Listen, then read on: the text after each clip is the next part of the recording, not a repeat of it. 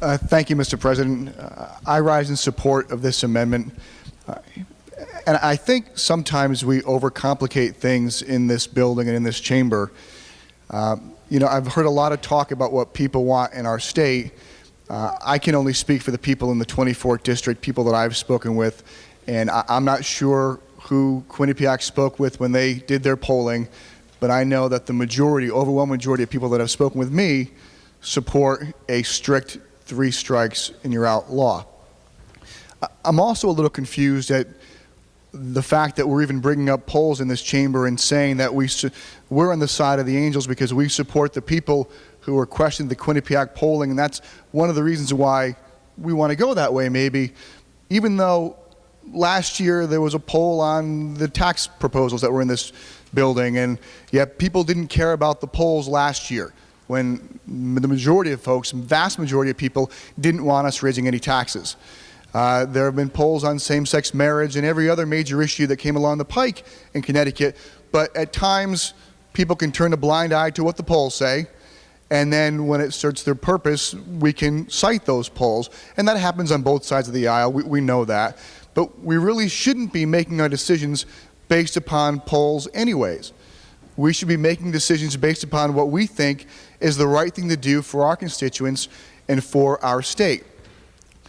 I, for one, think that the #1 purpose of government is public safety, and that we should do whatever we can do to make sure that the people within our districts and our state are as safe as they possibly can be. I've heard tonight that our bill is weaker than your bill. We have a stronger proposal. Even though we're against 3 strikes and you're out, we still have a 3 strikes and you're out bill, and it's better than yours.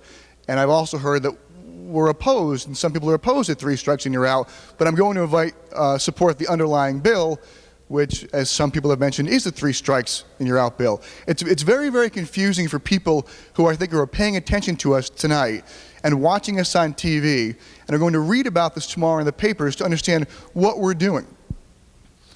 I think simple is sometimes much better, and that a strict 3 strikes and you're outlaw bill would go a long way, and people would understand it. They'd understand that if you're a dangerous felon and you've committed crime once, twice, 3 times, you're going away for life. Some think that's not fair, that it doesn't help people.